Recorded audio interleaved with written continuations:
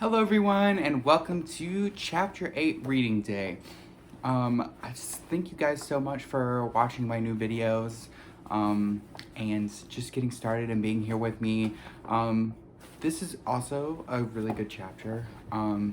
It's the Death Day Party chapter. Anyway, let's get started and get into it. And let's go. Chapter 8, The Death Day Party. October arrived, spreading a damp chill over the grounds and into the castle. Madame Pumphrey, the matron, was kept busy by a sudden spate of colds among the staff and students. Her pepper-up potion worked instantly, though it left the drinker smoking at the ears for several hours afterwards. Ginny Weasley, who had been looking peaky, was bullied into taking some by Percy. The steam pouring from under her vivid hair gave the impression that her whole head was on fire. Raindrops the size of bullets thundered on the castle windows for days on end. The lake rose, the flower beds turned into muddy streams, and Hagrid's pumpkins swelled to the size of garden sheds. Oliver Wood's enthusiasm for regular training sessions, however, was not dampened, which was why Harry was to be found late one stormy Saturday afternoon, a few days before Halloween, returning to Gryffindor Tower, drenched to the skin and splattered with mud. Even aside from the rain and the wind, it hadn't been a happy practice session. Fred and George, who had been spying on the Slytherin team, had seen for themselves the speed of those new Nimbus 2001s. They reported that the Slytherin team was no more than 7 greenish blurs shooting through the air like jump jets. As Harry squelched along in the deserted corridor, he came across somebody who looked just as preoccupied as he was. Nearly headless Nick, the ghost of Gryffindor Tower, was staring morosely out of the window, muttering under his breath. "Don't fulfill the requirements. Half an inch, if that." "Hello, Nick," said Harry. Hello, said nearly headless Nick, starting and looking around. He wore a dashing plumed hat on his long curly hair and a tunic with a ruff which concealed the fact that his neck was almost completely severed. He was pale as smoke, and Harry could see right through him to the dark sky and torrential rain outside. "You look troubled, young Potter," said Nick, folding the transparent letter as he spoke and tucking it inside his doublet. "So do you," said Harry. "Ah," said nearly headless Nick, waved an inelegant hand. "A matter of no importance. It's not as though I really wanted to join. Thought I'd apply, but apparently I don't fulfill the requirements." In spite of his airy tone, there was a look of great bitterness on his face. "But you would think, wouldn't you," he interrupted, suddenly pulling the leather back out of his pocket, "that getting hit 45 times in the neck with a blunt axe would qualify you to join the Headless Hunt?" "Oh, yes," said Harry, who was obviously supposed to agree. "I mean, nobody wishes more than it had been quick and clean and my head had come off properly. I mean, it would have saved me a great deal of pain and ridicule. However," Nearly Headless Nick shook his letter open and read furiously. "We can only accept huntsmen whose heads have parted company with their bodies. You will appreciate that it would be impossible otherwise for members to participate in hunt activities such as horseback head juggling and head polo. It is with the greatest regret, therefore, that I must inform you that you do not fulfill our requirements. With very best wishes, Sir Patrick Delaney Podmore." Fuming, Nearly Headless Nick stuffed the letter away. "Half an inch of skin is soon my neck on, Harry. Most people would think that's good and beheaded. But oh no, not enough for Sir properly decapitated Podmore." Nearly Headless Nick took several deep breaths and then said in a far calmer tone, "So, what's bothering you? Anything I can do?" "No," said Harry. "Not unless you know where we can get 7 free Nimbus 2001s for a match against Slytherin." The rest of Harry's sentence was drowned by a high-pitched meowing from somewhere near his ankles. He looked down and found himself gazing into a pair of lamp-like yellow eyes. It was Mrs. Norris, the skeletal gray cat who was used by the caretaker, Argus Filch, as a sort of deputy in his endless battle against students. "You better get out of here, Harry," said Nick quickly. Filch isn't in a good mood. He's got flu, and there's some third years that accidentally plastered frog brains all over the ceiling in Dungeon 5. He's been cleaning all morning, and if he sees you dripping mud all over the place." "Right," said Harry, backing away from the accusing stare of Mrs. Norris, but not quickly enough. Drawn to the spot by the mysterious power that seemed to connect him with this foul cat, Argus Filch burst suddenly through the tapestry to Harry's right, wheezing and looking wildly about for the rule breaker. There was a tartan scarf bound around his head, and his nose was unusually purple. "Filth!" he shouted, his jowls quivering, his eyes popping alarmingly as he pointed at the muddy puddle that had dripped from Harry's Quidditch robes. "Mess and muck everywhere! I've had enough of it, I tell you! Follow me, Mr. Potter!" So Harry waved a gloomy goodbye to nearly headless Nick and followed Filch back downstairs, doubling the number of muddy footprints on the floor. Harry had never been inside Filch's office before. It was a place most students avoided. The room was dingy and windowless, lit by a single oil lamp dangling from the low ceiling. A faint smell of fried fish lingered about the place. Wooden filing cabinets stood around the walls. From their labels, Harry could see that they contained details of every pupil Filch had ever punished. Fred and George Weasley had an entire drawer to themselves. A highly polished collection of chains and manacles hung on the wall behind Filch's desk. It was common knowledge that he was always begging Dumbledore to let him suspend students by their ankles from the ceilings. Filch grabbed a quill from a pot on his desk and began shuffling around looking for parchment. "Dung!" he muttered furiously. "Great seedling drag boggins, frog brains, rat intestines. I've had enough of it. Make an example. Where's the form? Yes."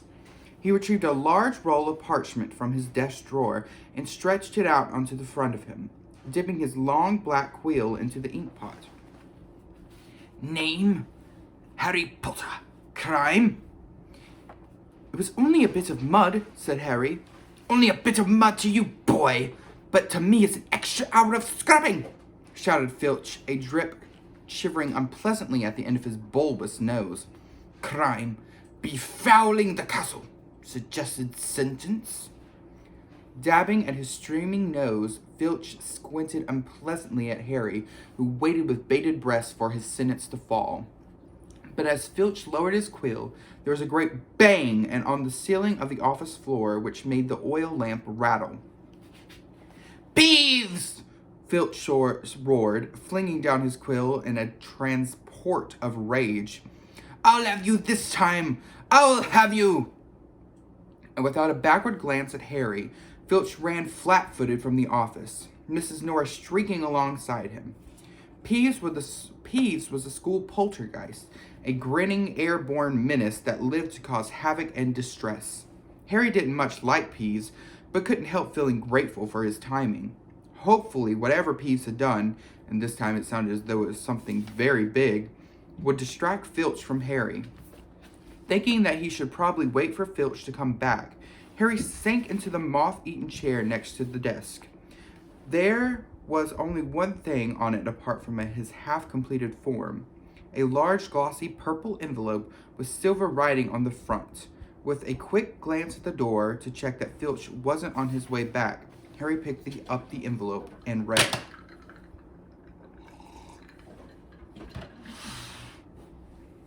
Quackspell. A correspondence course in beginner's magic. Intrigued, Harry flicked the envelope open and pulled out the sheaf of parchment inside. More curly silver writing on the front page said, "Feel out of step in the world of modern magic? Find yourself making excuses not to perform simple spells? Ever been taunted for your woeful wand work? There is an answer. Quackspell is an all-new, fail-safe, quick-result, easy-learn course. Hundreds of witches and wizards have benefited from Quackspell method. Madam Z. Nettles of Topsham writes, I had no memory for incantations, and my potions were a family joke. Now, after a quark spell course, I am the center of attention at parties, and friends beg for my recipe of my scintillation solution. Warlock DJ Prod of Dillsbury says, my wife used to sneer at my feeble charms, but 1 month into the fabulous Quarkspell course, I have succeeded in turning her into a yak. Thank you, Quarkspell. Fascinated, Harry thumbed through the rest of the envelope's contents. Why on earth did Filch want a Quarkspell course? Did this mean he wasn't a proper wizard? Harry was just reading Lesson 1, Holding Your Wand, Some Useful Tips, when shuffling footsteps outside told him Filch was coming back. Stuffing the parchment back into the envelope, Harry threw it back onto the desk just as the door opened. Filch was looking triumphant. That finishing cabinet, it was extremely valuable, he was saying, gleefully to Mrs. Norris. We'll have peas out this time, my sweet. His eyes fell on Harry and then darted to the Quarkspell envelope, which Harry realized too late was lying 2 feet away from where it had started. Filch's pasty face went brick red. Harry braced himself for a tidal wave of fury. Filch hobbled across the desk, snatched up the envelope, and threw it into the drawer. Did you read? He spluttered. No, Harry lied. Filch's knobbly hands were twisting together. If I'd have thought you read my private... Not that it's mine. For a friend. Be that as it may. However... Harry was staring at him in alarm. Filch had never looked madder. His eyes were popping, and a tick was going in one of his pouchy cheeks, and the tartan scarf didn't help. Very well. Go. Don't breathe a word. Not that. However, if you didn't read... Go now! I have to write out Pease's report. Go! Amazed at his luck, Harry sped out of the office, up the corridor, and back upstairs. To escape from Filch's office without punishment was probably some kind of school record. Harry! Did it work? Nearly Headless the Snick came gliding out of a classroom behind him. Harry could see the wreckage of a large black and gold cabinet which appeared to have been dropped from a great height. I persuaded Peeves to crash it right over Filch's office, said Nick eagerly. Thought it might distract him. Was that you? Said Harry gratefully. Yeah, it worked. I didn't even get detention. Thanks, Nick. They set off up the corridor together. Nearly Headless Nick, Harry noticed, was still holding Sir Patrick's rejection letter. I wish there was something I could do to help you with the Headless Hunt, Harry said. Nearly Headless Nick stopped in his tracks, and Harry walked right through him. He wished he hadn't. It was like stepping through an icy shower. But there is something you can do for me, said Nick, excited. Harry, would I be asking too much? But no, you wouldn't want. What is it? Said Harry. Well, this Halloween will be my 500th death day, said Nearly Headless Nick, drawing himself up and looking dignified. Oh, said Harry, not sure whether he should look sorry or happy about this. Right. I'm holding a party down in one of the more roomier dungeons. Friends will be coming from all over the country. I would be such an honor if you would attend. Mr. Weasley and Miss Granger would be most welcome too, of course. But I dare say you'd rather go to the school feast. He watched Harry on tenterhooks. No, said Harry quickly. I'll come.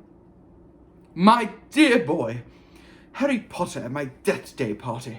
And he hesitated, looking excited. Do you think could possibly mention to Sir Patrick how very frightening and impressive you find me? Of course, said Harry. Nearly Headless Nick beamed at him. A death day party? Said Hermione keenly when Harry had changed at last and joined her and Ron in the common room. I bet there aren't many living people who can say they've been to one of those. It'll be fascinating. Why would anyone want to celebrate the day they died, said Ron, who was halfway through his potions homework and grumpy. Sounds dead depressing to me. Rain was still lashing the windows, which were now inky black, but inside all looked bright and cheerful. The firelight glowed over the countless squashy armchairs where people sat reading, talking, doing their homework, or, in the case of Fred and George Weasley, trying to find out what would happen if he failed a filibuster firework to a salamander. Fred had rescued the brilliant orange, fire-dwelling lizard from the care of magical creatures class. and it was now smoldering gently on the table, surrounded by a knot of curious people.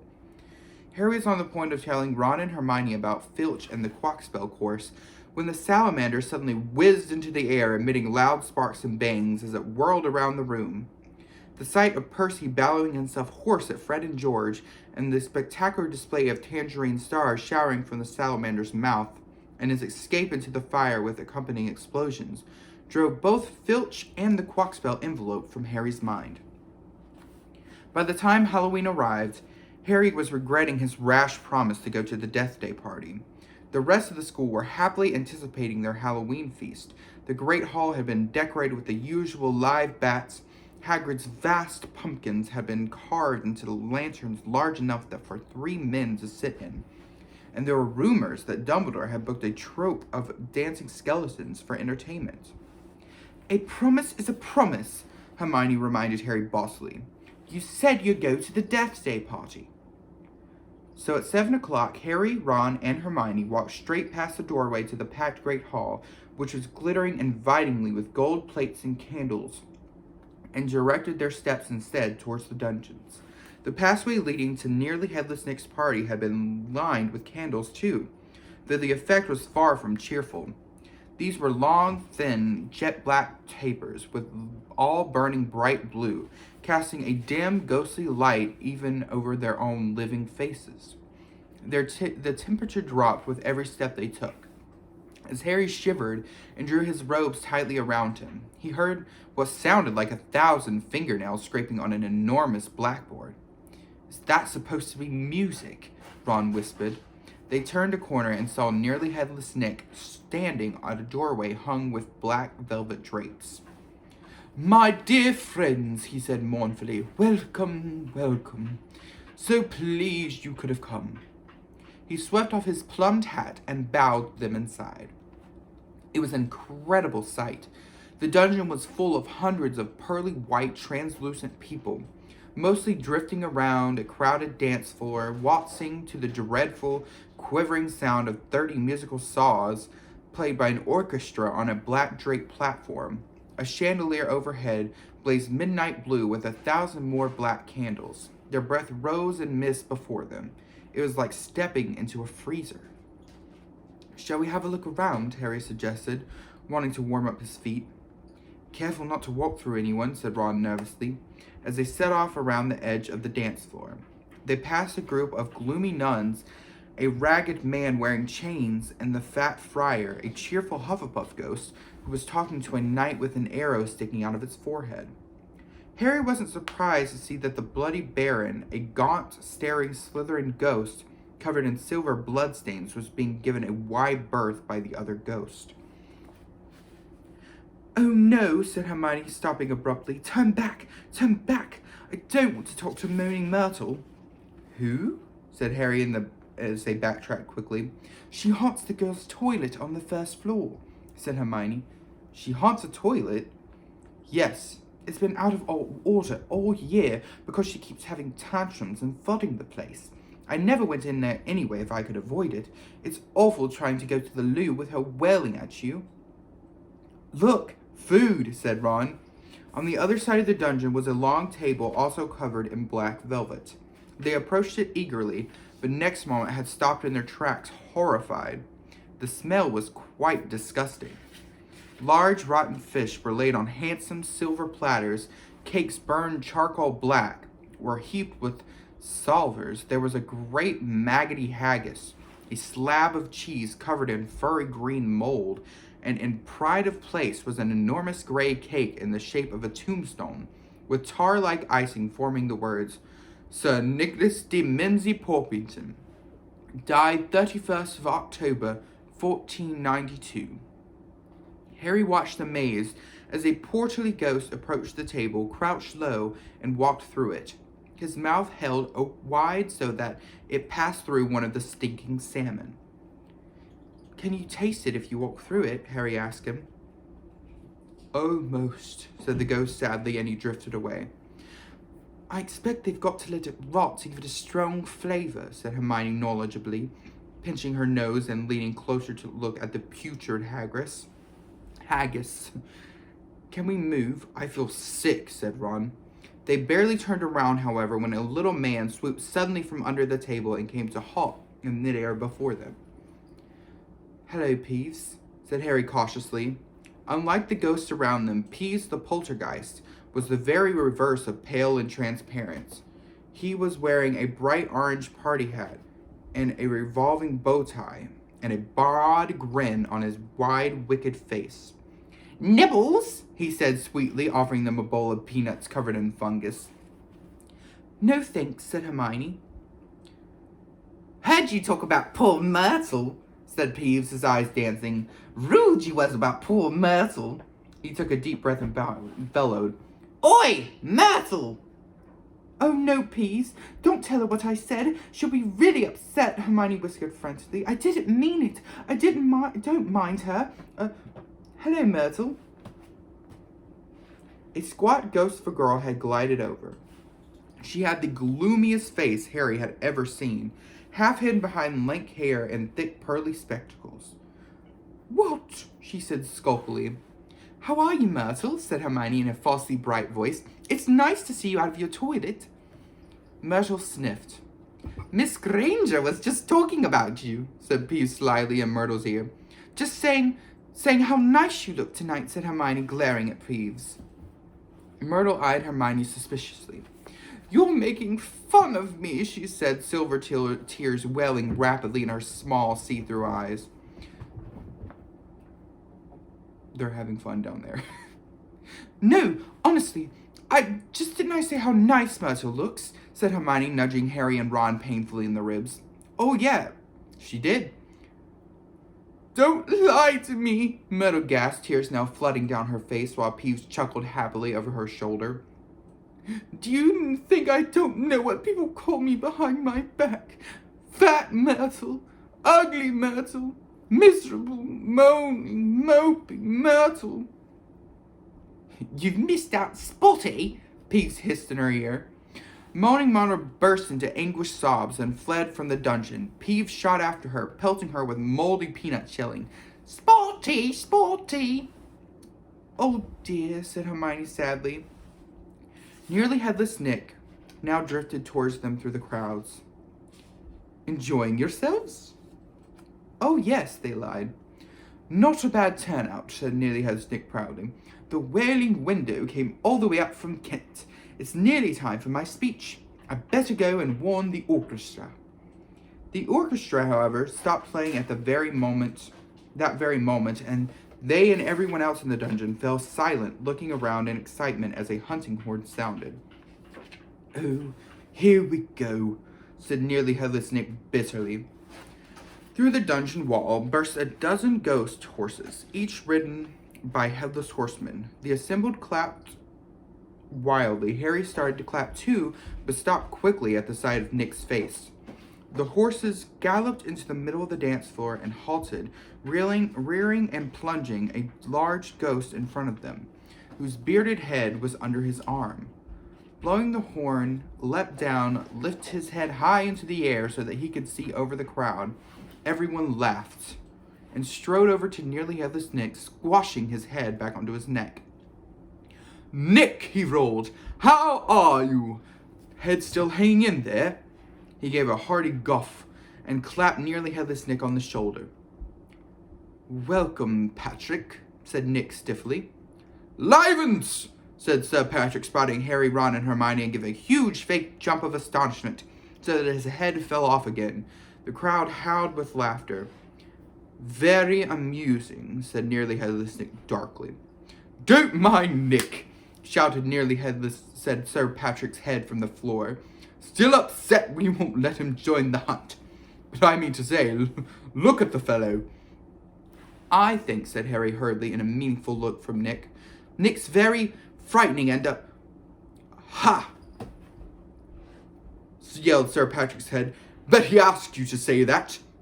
If I could have everyone's attention, it is time for my speech, said Nearly Headless Nick loudly, striding towards the podium and climbing onto an icy blue spotlight. My late lamented lords and gentlemen, this is my great sorrow But nobody heard much more. Sir Patrick and the rest of the Headless Hunt had just started a game of head hockey, and the crowd were turning to watch. Nearly Headless Nick tried vainly to recapture his audience, but he gave up as Sir Patrick's head went sailing back past him in the loud cheers. Harry was very cold by now, not to mention hungry. I can't stand to hear much more of this, Ron muttered as his teeth chattered and the orchestra ground back into action and the ghost swept back onto the dance floor. Let's go, Harry agreed. They backed towards the door, nodding and beaming at anyone who looked at them, and a minute later were hurrying back up the passageway full of black candles. Pudding might not be finished yet, said Ron hopefully, leading the way back towards the steps of the entrance hall, and then Harry heard it. Rip, tear, kill. It was the same voice, the same cold, murderous voice he had heard in Lockhart's office. He stumbled to a halt, clutching the stone wall, listening with all his might, looking around, squinting up and down the dimly lit passageway. Harry, what are you... It's that voice again. Shut up a minute. So hungry for so long. Listen, said Harry urgently, and Ron and Hermione froze, watching him. Kill! Time to kill! The voice was growing fainter. Harry was sure it was moving upward. A mixture of fear and excitement gripped him as he stared at the dark ceiling. How could he be moving upwards? Was it a phantom? To whom did the stone ceiling not matter? This way, he shouted, and he began running up the stairs into the entrance hall with no good hoping to hear anything else here. A babble of talk from the Halloween feast echoed in the great hall. Harry sprinted up the marble staircase to the first floor, Ron and Hermione clattering behind him. Harry, what are we... Shh! Harry strained his ears. Distantly from the floor above, and growing fainter still, he heard the voice. I smell blood. I smell blood. His stomach lurched. It's going to kill someone, he shouted. Ignoring Ron and Hermione's bewildered faces, he ran up the next flight of steps 3 at a time, trying to listen over his own pounding footsteps. Harry hurtled around the whole of the second floor, Ron and Hermione panting behind him, not stopping until they turned a corner to the last deserted passage. Harry, what was all that about? Said Ron, wiping sweat off his face. I couldn't hear anything. But Hermione gave a sudden gasp, pointing down the corridor. Look! Something was shining on the wall ahead. They approached, slowly squinting through the darkness. Foot-high words that had been daubed onto the wall between 2 windows, shimmering in the light cast by the floating torches. The Chamber of Secrets has been opened. Enemies of the air, beware. What's that thing? Hang underneath, said Ron in a slightly quivering voice. As they edged nearer, Harry almost slipped over. There was a large puddle of water on the floor. Ron and Hermione grabbed him, and they inched towards the message, eyes fixed on the shadow beneath. All 3 of them released what it was at once and leapt backwards with a splash. Mrs. Norris, the caretaker's cat, was hanging by her tail from the torches bracket. She was stiff as a board, her eyes wide and staring. For a few seconds they didn't move. Then Ron said, Let's get out of here. Shouldn't we try and help? Harry began awkwardly. Trust me, said Ron. We don't want to be found here.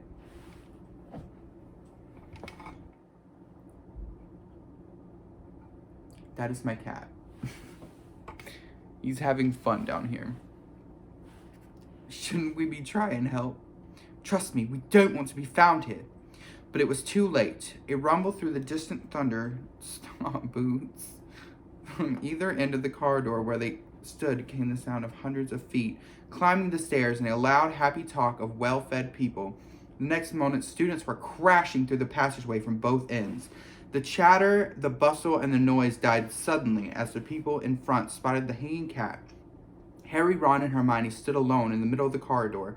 A silence fell among the mass of students pressing towards to see the grisly sight.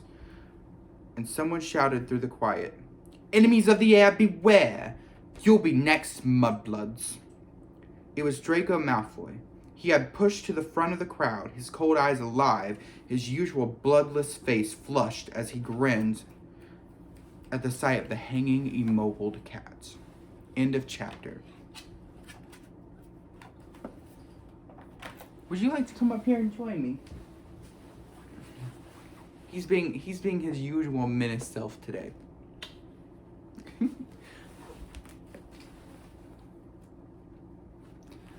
Anyways, I hope you guys enjoyed this chapter. We will get started with chapter, oh my god, I forgot which one we were on. Chapter 9 tomorrow. Or not tomorrow, I'm going to start that on Monday. So I'm going to take a break on the weekends. I might post some additional content, we will see. But anyways, I hope you guys enjoyed this chapter. Now we are finally getting into the mystery of the story. So I thank you so much for joining me. Also, if you want to have Harry Potter discussions, anything like that, please join the Discord down below. That way we can have conversations and talk about different chapters, talk about characters, different things. Just if you want to, that'd be great, because it's mainly the reason I'm doing this is just try to meet other Harry Potter fans and talk to people and really get people involved in the story. But anyways, I hope you guys enjoyed, and I will see you on Monday. Bye.